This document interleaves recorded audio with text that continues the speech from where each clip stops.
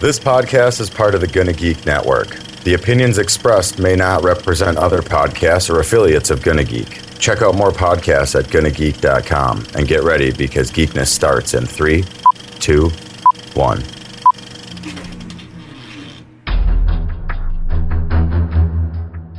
You have been granted clearance level 10. Stand by for S.H.I.E.L.D. debriefing.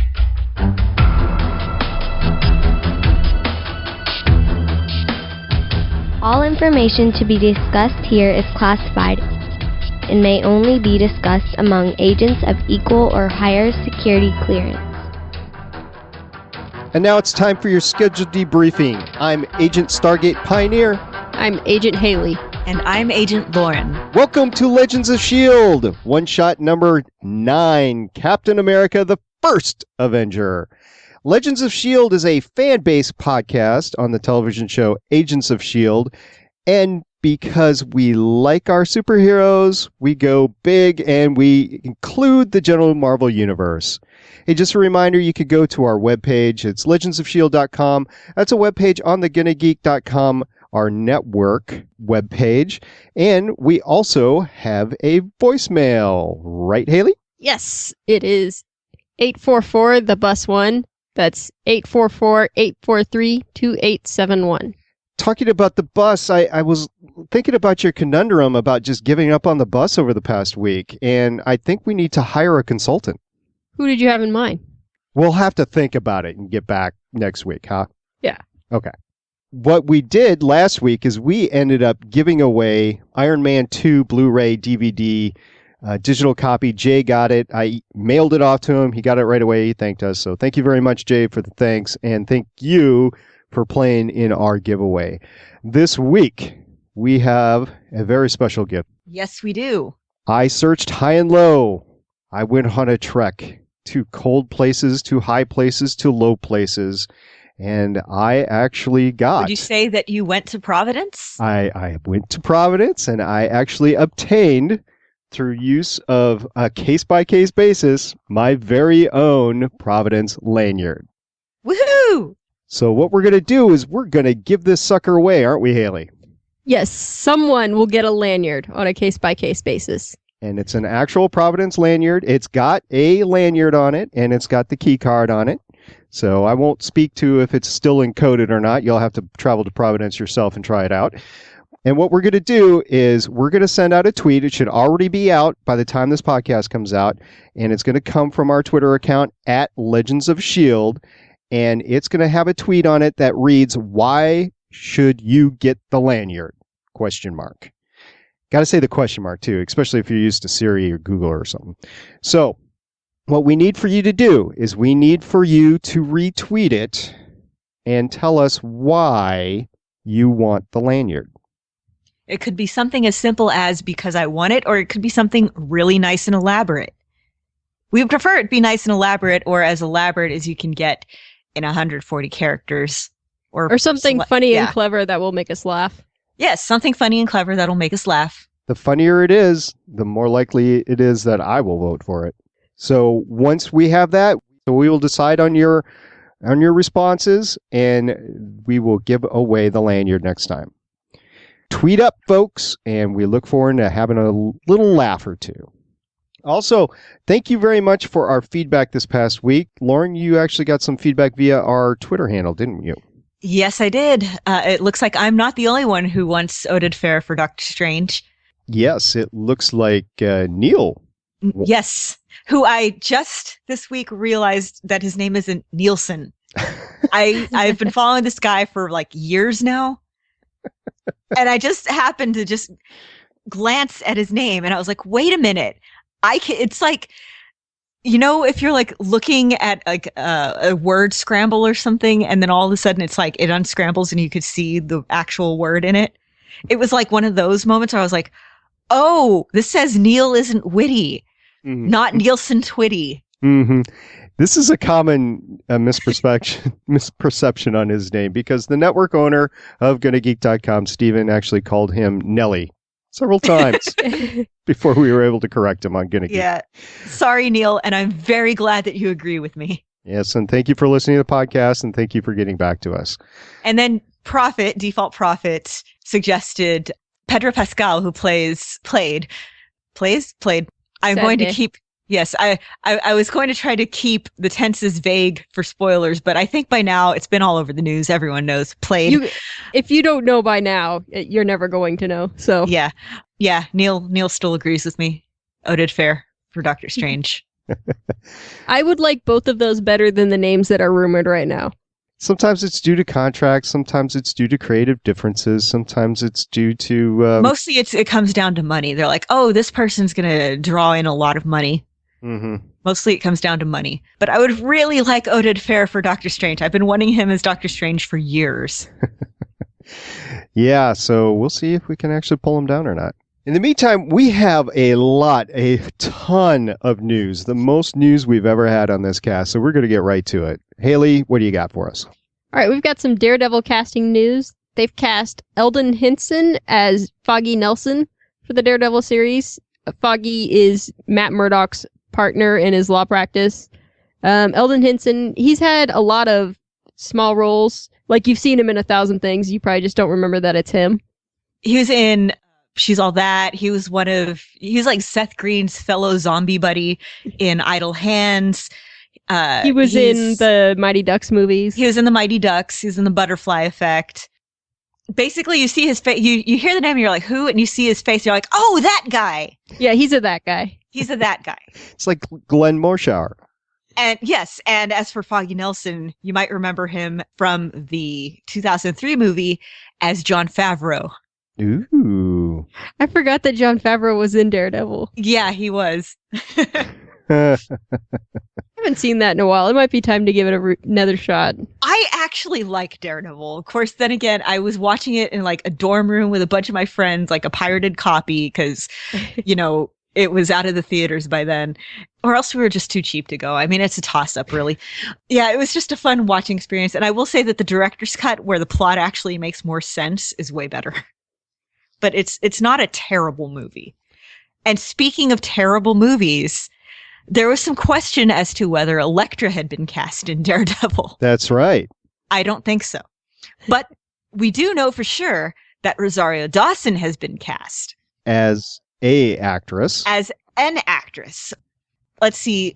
She was confirmed as a character a dedicated young woman whose quest to heal the wounds of Hell's Kitchen brings Matt Murdock unexpectedly crashing into her life, while her own journey forever alters the course of his battle against the injustices of this broken city.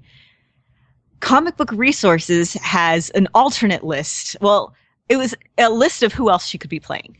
One of the suggestions is Misty Knight, who does have a connection to, Daredevil, Luke Cage, Iron Fist. That would be kind of cool. Echo is another suggestion.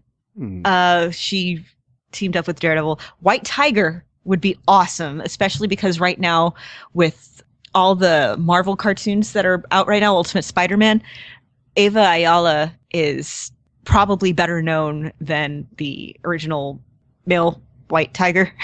Well, Angela Del Toro. Angela Del Toro is the name of the character in the comics, but in the cartoon, she's Ava Ayala. Karen Page, who is Daredevil's first love interest, first true love. Typhoid Mary, who when I heard she was cast, that's who I first thought of. She's a villain. So probably not. Well, unless they do the whole anti-hero, anti-villain, whatever thing. Lady Bullseye, Mila Donovan, Night Nurse.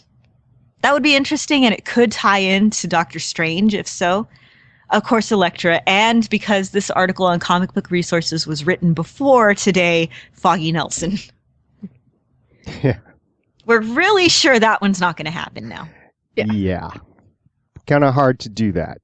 We also have confirmation, which comes from an interesting source, about Nathan Fillion being in Guardians of the Galaxy. Yeah, that's pretty much all we know, is that he's got a small role in Guardians of the Galaxy. James Gunn confirmed it. They don't know who he's going to play. The article that we posted speculates that he might be playing Nova. Yeah, that's what I saw linked on like the Twitter account of my comic book store at the beginning of the week. And then I was like, but that was debunked. And then I saw somebody saying, well, he might be playing Cosmo the Russian space dog, who is a character. There was something else. I know I saw another idea. Oh, he might also play Ego the Living Planet. That's true. That would be so up his alley, actually. I'm looking forward to seeing who he plays. I mean, because whatever it is, it's going to be a fun cameo.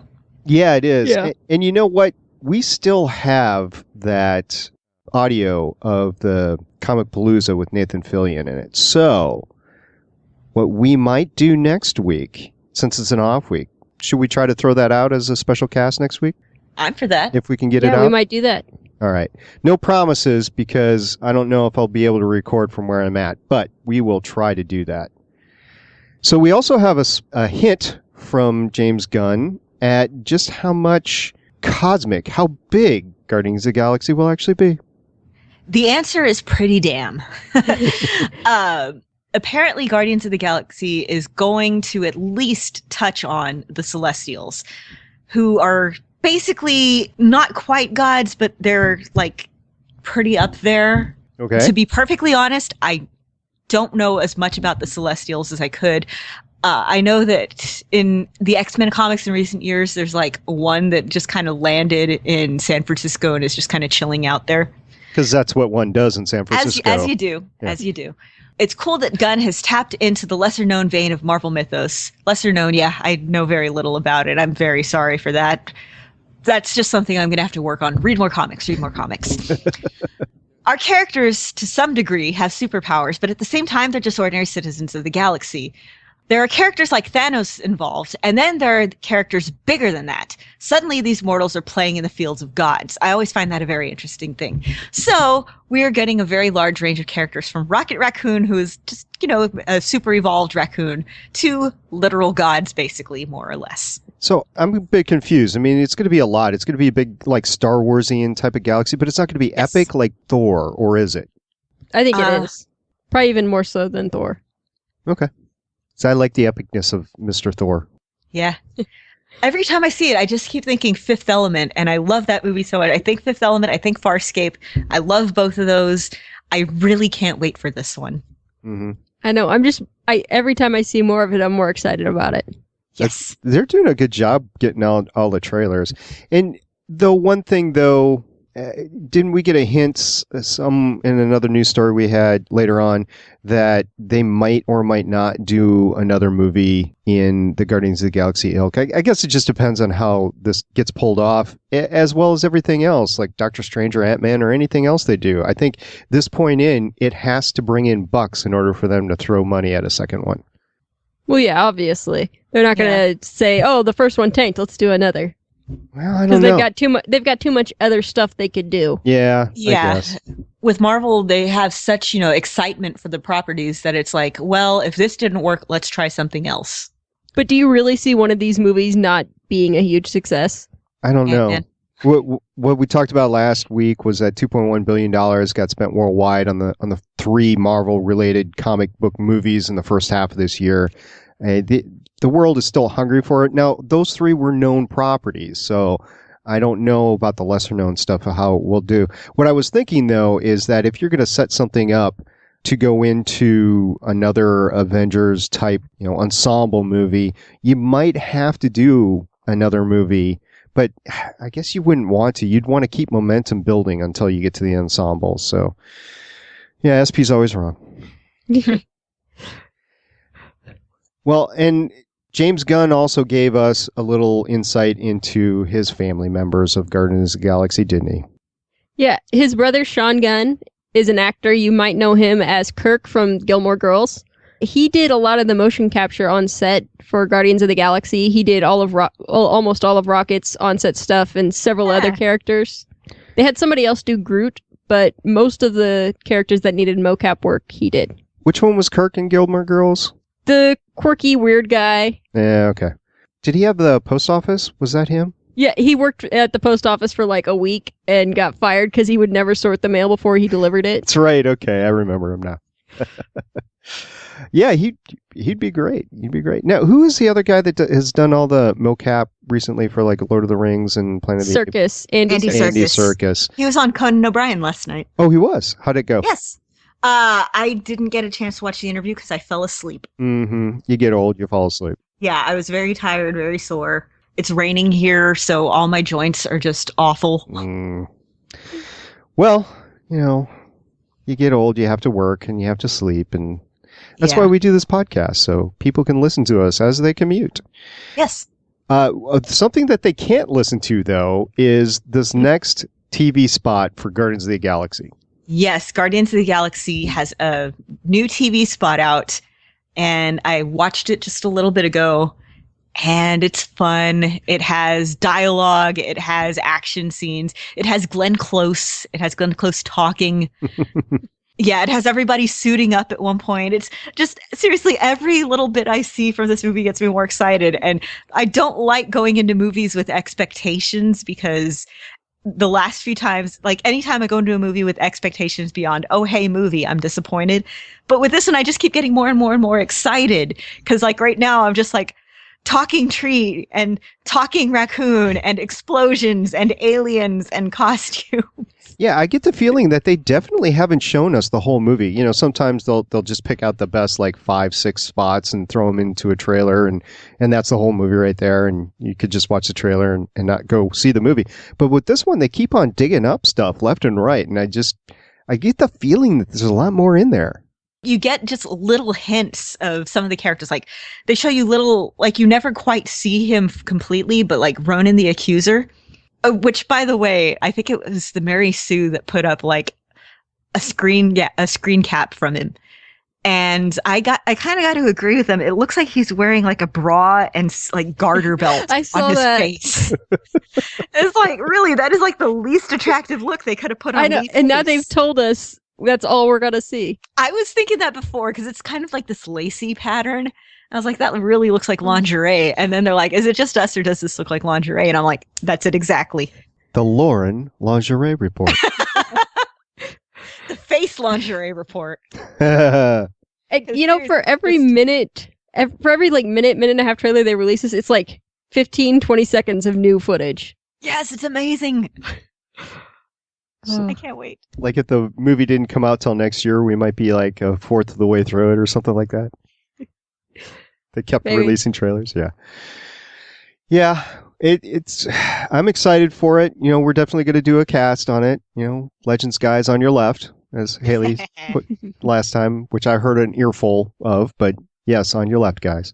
We're gonna get ours out before they do too. We will. Yeah. We will, because if it isn't because we we basically will be recording at the same time. Maybe we'll bump it up early that week, but I can guarantee you I can edit a cast faster than Wing can. I thought Wing didn't edit. Yeah, he doesn't. So that's the point. He just waits a couple of days and does it all in one day. Cuts a couple of ends, throws the music in at the beginning and the end, and that's it, and then puts it out. So, yeah. I can actually edit my cast before he does that. So, anyway, talking about editing and everything that goes in and music and stuff, we actually have a named composer for our new Agent Carter series. Well, it's not confirmed yet, but it's rumored that they have the composer for Agent Carter, and it's going to be Christopher Lennertz. He did all of the music for all of the one-shots that they've had. He also did the music for Supernatural. So the show's really starting to come together. Also, in the same article, it talks about Dominic Cooper is probably going to be in the series as well. Woohoo! I'm just getting more and more excited about this, especially after the movie that we just watched. Yes. We'll talk about that a little bit later. But more rumors. We have some Avengers 2 and Ant-Man 2 rumors. Yes, we do. From a website. Well, this roundup is on IO9, but it's from a website called joblo.com. Don't know how reliable they all are. If it was from like Latino Review, I would be a lot more sure because they're on point with, I'd say like 80 to 90% of their like Marvel rumors. I've never heard of this website. Is Joe doing blow or is it? It's JOBLO. Yeah, I got it. Yeah. So it doesn't I might as well specify. spell it. I might as well spell it out because again, for listeners. Yep. JOBLO.com. But yeah, this is an IO9 roundup from earlier this week. Everything from what outfits that people will be wearing, like Iron Man will be wearing Mark 43 and 44 armors, and they look like this, and this is the Hulkbuster armor. Black Widow will be wearing a Tron-like outfit, which Sweet. could be cool. I haven't seen any hint of that in the, stuff that's been filming, like what all the leaked pictures from the set. I haven't seen any hint of that, but hey. Bruce Banner will receive a pair of pants that stay on both his regular and Hulk forms. And it'll be dark purple, supposedly. Yeah. Ultron's face will be fully articulated and based on James Spader's performance. As for his design, quote, the suit mock-up is reminiscent of the weapon that Agent Coulson used to shoot Loki in the Avengers. So they're basically going to make him look like the Destroyer, but with a face, I guess. I know what this does. Most awesomely, apparently, the Vision will not be CG, but be Paul Bettany with his face and body all in metallic form, very shiny with red, gold, and green, as well as yellow cape. I sincerely doubt that. And for Ant-Man, according to this rumor site, supposedly either Hammer/AIM/Oscorp type industrialist Darren Cross, which I originally read as Darren Criss, which isn't that the guy from like Glee and a very Harry Potter musical?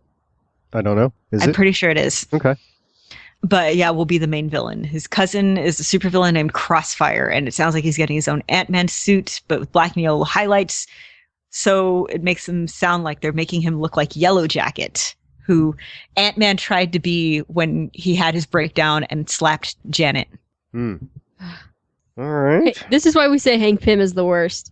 Yes. I maintain he's not the worst. Oh, so who Reed is the Richards is the worst. You go back and you read the Fantastic Four comics, and he's like putting Sue down and slapping her all over the place. They're really duking it out to see who can be the worst. I loathe Reed Richards with a passion. Do you think it's just a factor of the era that it was written in, or do you think yeah, but for all that people make the thing about Hank Pym slapping Janet, which from the writer was like, I wrote, like the writer says that he left it up to artist interpretation. The artist said, I wish I had not done that now. But yeah, it was a big moment, and I'm glad that people don't let him live it down. Mm-hmm. But then everybody forgets about Reed Richards doing all that stuff because, it was the 60s. It's just like that. That's no excuse. It really isn't. Really, the two of them have very similar personalities so far in what I've read. And you're up to the 80s now, right? No. I'm barely into 1970. Oh, it's the 70s that you're in. Okay. So you're just a decade into it. Okay. There's a lot of stuff, though. Yeah. I mean, you're not like not reading this stuff. I've read about 1,000 comics so far, almost. There's a lot of stuff out there, kids, as we talked about before. But also, talking about broken relationships and stuff, Jon Favreau chimed in on the Edgar Wright departure from Ant-Man. Yeah, and he was, very diplomatic. He didn't have much to say, but he does say, I know Edgar Wright, and I've had experience working with Marvel Studios. He talked about how when he did the first one, he kind of had free reign because it was the first Marvel movie to come out. Mm-hmm. So he kind of got to set the tone for what the Marvel Universe was going to be. He did. Yeah. When he did the second one, though, he was a little more constrained because they were starting to build out their universe more. And he can understand why someone might not choose to work in that environment. It definitely hampers your creativity, especially if you know your little piece of the universe better than the whole universe, and you just don't know where the whole universe is heading in the next 5-10 years. So I can see that, yeah. And it's most likely what happened, right, Lauren? Yeah, especially given, I think we talked about it a couple weeks ago, that picture, the Buster Keaton-esque picture that he tweeted and then deleted, where it was kind of a hint at that same sort of situation. Mm-hmm. Marvel's going to get big, and it's going to get some issues. It'll be interesting to see how they pull it all together. And so far, Kevin Feige's been there since day one. When Kevin Feige departs, it's going to be interesting. It's kind of like George Lucas hanging on to Star Wars so long, and then a lot of people will argue that he got the prequels wrong because nobody could tell him no. I don't think Kevin will get that way because he's got Disney behind him, but at some point in time he's going to leave, and that his creative vision is going to be gone, and it's going to be replaced by somebody else, and it's going to be interesting what happens then. At least that's my 2 cents. And also, we're going to move on to Doctor Strange now, and who's in talks with who? Well, it's not anyone in talks with anyone. It's just a picture I stumbled across on the internet with Pedro Pascal next to a Doctor Strange panel, and I buy it. Like, I would love to see Pedro Pascal do Doctor Strange. Yeah, that was discussed on Twitter. There's also an article that Edgar Ramirez, who's an actor, talking, in quotes, with director Scott Derrickson about Doctor Strange, which the article takes pains to mention that quote talking isn't the same as in talks. So, hey, let's go get a coffee. Yeah. Well, I just get the feeling that we're getting laden with a bunch of rumors right now, and I don't know what to believe and what not to believe on the whole. So we'll just see how everything kind of sorts out over the next couple of weeks into the fall. One interesting rumor that we ran into was somebody was speculating on exactly what Tahiti meant. Yeah. Got to admit, as far as speculation goes, this one actually makes a certain amount of sense, more than a lot. The alien hidden in the incubator. I mean, it spells it out, and it actually kind of works. Mm-hmm. Not saying that's it, just saying that, as far as trying to work things out, as far as what Tahiti goes, it could be weirder. I'm pretty sure that we could probably use it in our new hit ABC Marvel TV series Science. Have we come up with an acronym for that yet? I haven't. I'm no good at acronyms. We were talking about it last week. The Science Babies. And Haley said science, and it's actually an acronym. Oh, right. Yeah, I'm no good at acronyms, so we'll have to figure one out for science. So, Haley, round us up. You got Kevin Feige on in. Okay. We've got a bunch of links that we're sharing with you. We're not really going to talk about them too much, but you can check them out if you want to. Kevin Feige threw together a bunch of his thoughts on the Marvel Cinematic Universe and on what the future of that is. We've also got a few videos here. There's a video from the Upright Citizens Brigade between the scenes of Avengers, and it's from the shawarma scene on. Which is excellent. It's pretty fantastic. It's what actually would happen. Yeah. And then there's an even better video, which is Cap and Bucky's relationship set to a Celine Dion music. It's all coming back to me now. I'm leaving this tab open for the moment. I was mesmerized by this for a couple minutes. It's fantastic. We can't really talk about it. You just have to see it for yourself. Just watch it. Just go. It's a bunch of comic panel stills set to the song, and it plays a story. So you got to see it. And then Comic Book Resources had a couple of articles where they talked about potential Hulk solo movies and what storylines those could follow. Hulk smash!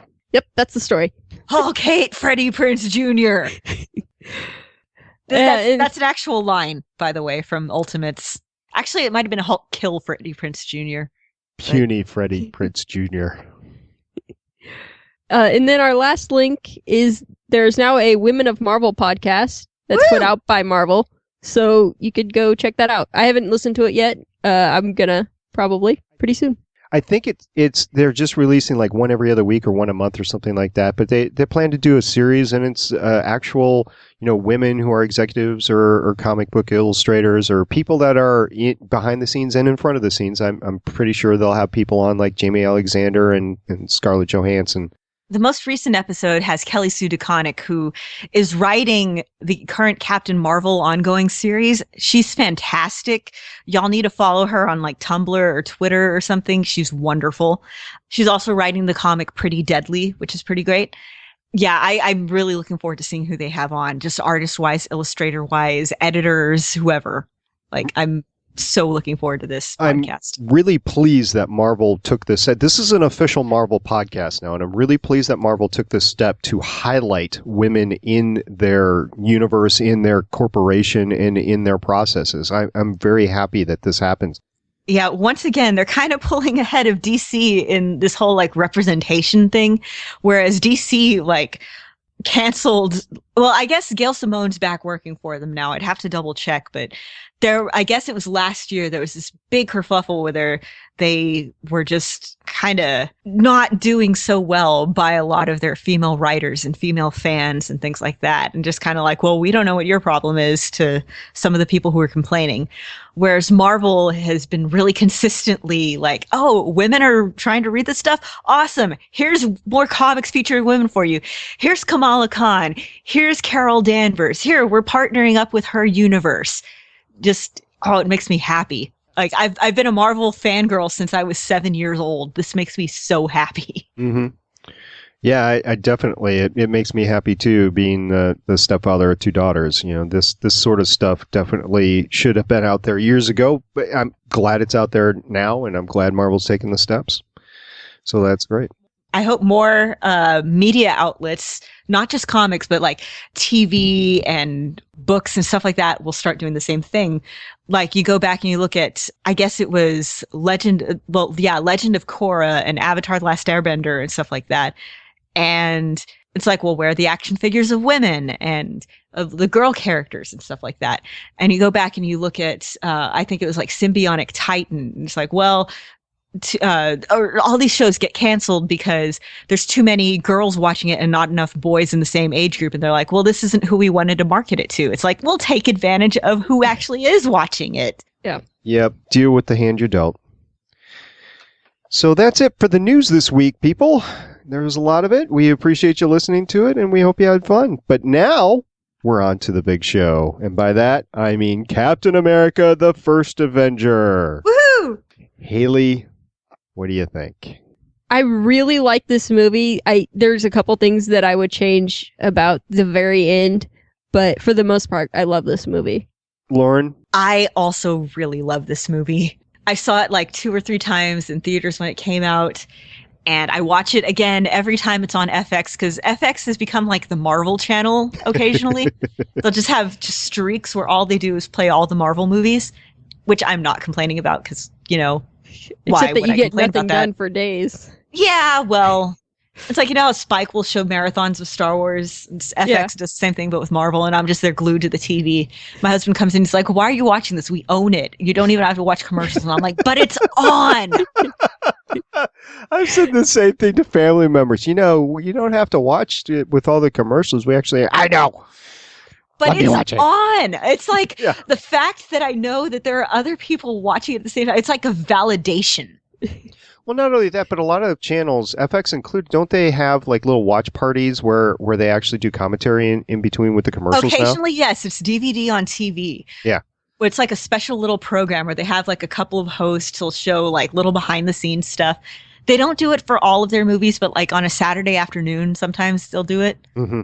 Saturday, Sunday afternoon. So it's almost like half commentary, half watching it with your friends sort of thing. But yeah, it's just, I don't know. There's a different experience. I mean, I love watching movies on DVD. I really do. Especially because I tend to watch them with commentary, and then I'll watch all the behind the scenes stuff.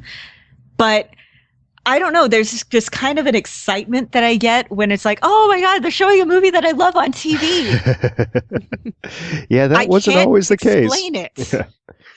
So Captain is my favorite Avenger, my favorite Marvel character, absolutely. But this movie, as we've talked about before, it's not my favorite Marvel movie, and part of the reason is its inherent nature, right? I'm a big World War II movie buff and World War II buff as well, and this is not a World War II true movie. Now, I understand it. It's a comic book movie, so you can't be real. You're not going to get Saving Private Ryan. You're not going to get Band of Brothers with this, which basically is what it was, but in a comic book slant.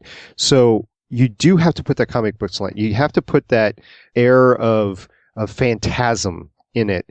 And for a guy that's really into World War II stuff, it did take me out of it a little bit. The very first time I watched it, I've watched it maybe a couple times since, including the last couple of days, and it's growing on me, especially because I was able to delve into that comic book mindset which you have to. Otherwise, this movie doesn't make any sense.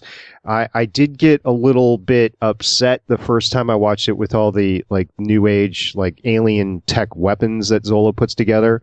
But I mean, it's a comic book movie, so you got to accept it and move on. I'm going to ask you ladies a question here.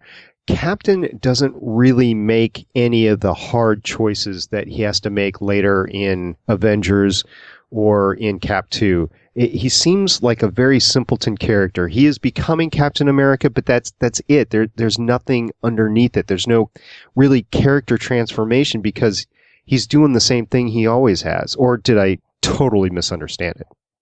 There was an interview with the Hughes brothers who directed the second movie where they're talking about how they were kind of wrestling with that. And it wasn't until they realized that it was the point of a Captain America movie, because you always know that Cap's going to be a good guy through and through.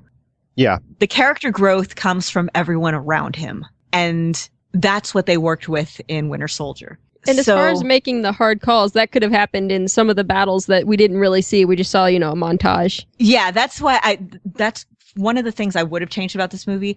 I would have wanted to see more of him in the Howling Commandos. They did talk about that in the commentary, how they did the montage specifically to show Cap's transformation on the battlefield. But I agree, we didn't see any of the real stuff going on. And specifically with Agents of S.H.I.E.L.D., and once again, I'm watching these movies this summer with an Agents of S.H.I.E.L.D. eye, specifically with the Howling Commandos. You got to look at Gabe. I mean, he is the grandfather of a guy we have on the show. Well, he might be. They haven't confirmed that. Presumably. Okay. Presumably. Fair enough. We don't know for sure. You can assume that it is that way. And none of them, aside from Bucky and maybe Dum Dum, really had that big of a part. It was nice to see the Howling Commandos on there, and I respect what they were able to do. They were a special force within a special force, and led by a very special guy. But I would have liked to see more of them. Yes. Yep. Yeah. One thing that I did like was they were able to just drop these little bitty details where if you're looking for them, you're like, oh, hey, like Gabe mentions that he studied at Howard University. It's a historically black college. Yes. When Morita says he's from Fresno, there was a Japanese internment camp in Fresno. Yes. And I think I was reading somewhere that they were drafting Japanese men to fight from the internment camps. I'd have to go back and read from that, but yeah. Well, and of course you have to put them in the other theater. You can't put them in the same theater. Yeah. And then you look at some of the other guys on the team. You have the French guy. Obviously, French resistance was a big part of World War II. The British guy, again. So it's kind of a nice little microcosm right there. Mm-hmm. Doesn't the British guy eventually become, what's its name called? Union Jack or something like that? A superhero called Union Jack? I can't remember. Pinky Pinkerton is who he is in the comics, but I can't remember what he becomes. This guy's name is James Montgomery Falsworth. Mm-hmm. Oh. Well, never mind then. They've got him dressed like Pinky. Yeah, they did. They did mention in some of the extras. He is the original Union Jack. Yeah, that's what I thought. They were mentioning in some of the extras, and I didn't have a chance to watch all the extras, that they did take some liberties with the Howling Commandos and change them a little bit to make them more not screen worthy, but make them fit into the plot that they were projecting along. So some of these guys aren't what they really were in the comics. But that's been the same with all the Marvel movies. Some of the secondary characters have changed quite a bit. For example, Bucky's not like, a 14-year-old, 14, 15-year-old boy.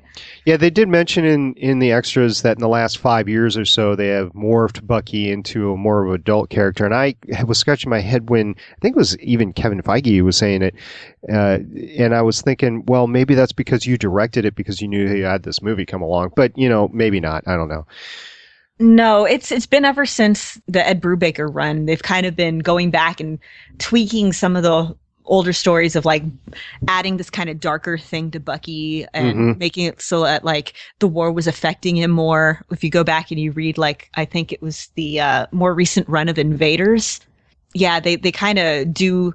I mean, okay, it's not really foreshadowing because this is written after the whole Winter Soldier reveal, but the story takes place chronologically back in World War II, but of him and Toro doing some sort of like, they sneak away to do some mission, and I can't remember. It's been so long since I've read the story, but yeah, like he kind of freaks Toro out with like how kind of intense he's becoming. Yeah, it was very interesting watching this movie after Cap 2 comes out and watching Bucky intently to try to get every single ounce of information out of the character and what's going on and everything. And you just think, poor Bucky. I mean, first of all, he's captured and Cap goes and rescues him. He's sitting on a table being experimented on. And he's the one that's used to rescuing Steve all this time. Right. So it's kind of weird for him. And then, he becomes part of Steve's team, the Howling Commandos. He goes out and he does great stuff. And then he gets lost,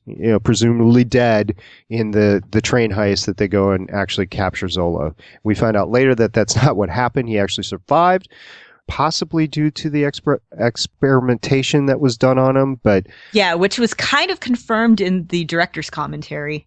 It was sort of speculated on by fans these past few months, right? But it was pretty much confirmed by Joe Johnston, who, by the way, you should know for two things: one, The Rocketeer, which is what made me convinced that he was the perfect director for this movie, and two, creating Boba Fett. Oh, I didn't know that. Yes, he actually, when he was much younger, he got a job at Lucasfilms working as a concept artist. And he was working on the holiday special and created, I think it was before the holiday special. He was working and he created the original design for Boba Fett. He was like kind of this prodigy kid that George Lucas mentored. Wow. Yeah. There's actually, I think Kevin Smith there's some podcasts where Kevin Smith released, it was like an anniversary viewing of The Rocketeer, where afterwards he interviewed Joe Johnston. And if you can find it, I can't remember which podcast it's on, but it's a really interesting interview. They talk a little bit about Captain America. This was, I think, right around the time the movie was released. And it's so worth it just listening to them geek out about all this stuff. Mm-hmm. Well, Joe Johnston was definitely the director of this movie, and if you want to get into all of the ins and outs of the actual production, go ahead and listen to the commentary. You have the director, the cinematographer, and the picture editor all talking away during the whole movie. They do talk a little bit about how the actors were, like Tommy Lee Jones and Chris Evans and that sort of thing. They do talk extensively about the shrinking of Chris Evans. Yeah. So if you want to know all about that, go ahead and listen to it.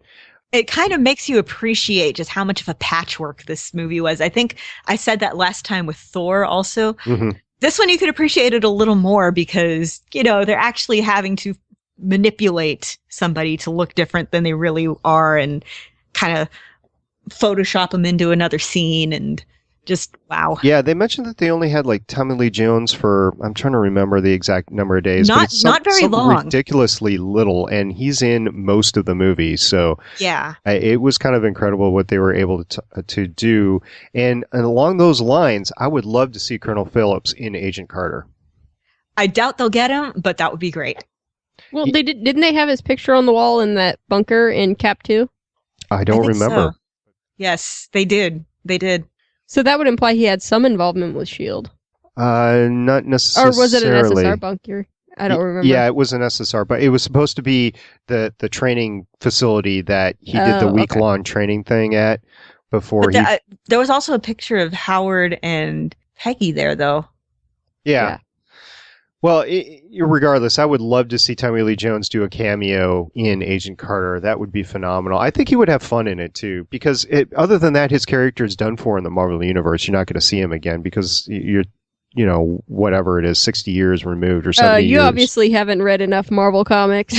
There's lots of ways to get somebody to current day. Okay, well, that's good enough. But I could, if he first of all, Tommy Lee Jones is a big name and he's getting older, so it just depends on what he wants to do. But if he wanted to come into the universe, that would be a great way to do it. So I would like to see him in it, absolutely, in any way, shape, or form, because Tommy Lee Jones is phenomenal and pretty much the right guy for the role, especially in his scene with Zola. It was great, the steak scene where yeah. they're feeling each other out, and Tommy's trying to interrogate him, and Zola's seeing if he has the upper hand, and so on and so forth. All the time, I'm just thinking, when are the cameras going to pop out of Zola's eyes? So yeah, it was very interesting watching Zola in this movie, knowing what he eventually becomes. Yeah, I love that first intro scene with him where he's looking through that screen. Like, I squealed in the movie theater. Yeah, and I will probably be seeing him in Agent Carter, or at least some adaptation of him, or mention of him at the very least, because kind of hard not to at this point. True. We get to see our first Hail Hydra Texas cheerleader cheer. They had a whole squad. They did. Yeah, the double Nazi thing. That was great. They had Natalie Dormer in this movie, and they totally wasted They had Natalie Dormer, and they had Thorin Oakenshield. Jenna Louise Coleman. Yeah. Yummy. Yeah, I know there's a big debate about her, but yummy. Isn't she currently dating the King in the North? Well, what's left of the King in the North? The important parts of the King in the North. Oh, that's funny. But it's like, I would like to see Natalie Dormer in a Marvel movie in the future with a bigger role, and I don't know if they could use her now. Her and Haley Atwell like teaming up and kicking ass in the Agent Carter series. She could be an Agent Carter. That would be awesome. Because she was in like 2 scenes, right? She kissed Cap, and she was in another scene. She handed somebody like papers. Yeah. Well, at least she got to kiss Chris Evans. That's a bonus. Yep. It's like, oh, I need another take. I think I blinked. I mean, either side of that equation is a bonus. Yeah, you don't have to pay me. Just have Chris kiss me. That's it, right? Yeah. Stan Lee's cameo. I had totally forgotten what his cameo was in this movie. It was awesome. The Generalissimo. Yes. Yes. At some point in time, I'm going to have to compile a list of all his cameos, and we're going to have to rank them. But for now, I'm just enjoying them. I did enjoy the Vibranium. The unobtainium. Vibranium. Yeah, Vibranium. I have Which comes from the Wakandas. Yes. Oh. And I really enjoyed the end of this movie as they led into the Avengers. They basically just rolled right into it. And it was good. I mean, this was the movie right before the Avengers. So they did an excellent job of hyping up Avengers through this movie. Okay, so I know this probably makes me like a huge sap. Speaking of towards the end of the movie, the goodbye scene between Cap and Peggy. Yes. I cry every single time. Are you talking about the one through the radio or the one Yes, in the car? one through the radio. Okay. The one through the radio. I cry every single time. And it brings to closure what we see in Cap 2 a little bit more. You see what big relationship they actually had, and they just, because of the war and because of the circumstances, they couldn't bring it to fruition. Other than that, it was just Cap kicking ass and taking names and eventually putting the bomber down in the ice. Also, I didn't realize until this viewing, like, how much of his motivation is Bucky. Yeah. Like, he's like, I can't let Bucky go off to war alone. I can't let Bucky be captured. I can't let Bucky go unavenged. Like, it's all about Bucky. It is. And it's always all about Bucky. It is. Yeah, Celine Dion. I did read somewhere that Chris Evans was playing Cap as bisexual. I'd have to confirm that. Huh. I wouldn't be surprised. That would bring new light to his performance in Cap 2. Although I have one other question for you ladies, since you're more steeped in the comics than I am. When what was his name? The doctor, I want to say Orin, and that's not right. Aram? Erskine. Yeah. Yeah. When Erskine puts the blue stuff into Steve Rogers, it's blue, and the blue energy stuff that Zola, it's all blue. And I'm wondering, where did Eriska get the blue stuff? I mean, is it just a concoction he made himself? He said that he developed it. Yeah. Yeah, I'm wondering if it's actually from, like, he got a hold of a Kree or something. Oh, that's true. Oh, I hadn't even thought of that. Yeah, because, like, more than one thing was coming out of that Kree. They had tons of different serums. So I'm just wondering if his serum was also because of that, and the research has just been ongoing for 70-some years. So That wouldn't surprise me. No, it wouldn't. I am out of notes. What do you ladies have? Okay, I was watching this with an eye towards yes, S.H.I.E.L.D, but mostly HYDRA Yes. in this viewing. Especially with Guardians of the Galaxy coming up, and the cutscene that we saw at the end of Cap 2, that it's impossible not to. Yeah. And it's okay. So you really got to wonder, like, how do they sell HYDRA to all the double agents inside of S.H.I.E.L.D. after this? I mean, the ones who are still close enough to World War II to know about HYDRA and what HYDRA was and what it was an offshoot of. How do you sell that to them? Like, hey, do you want to be a literal Nazi? I mean, that doesn't sound like a good thing. I can sort of see after, all these years of kind of cultural drift, let's call it, being able to sell it to Ward's generation, because to him it's like, oh no, we're so far removed from that. No, that's we don't do that anymore. No.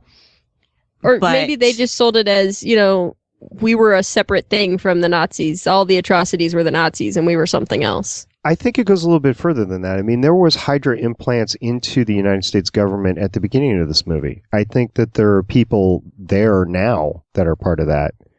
I mean, it's still after the war, like 1945.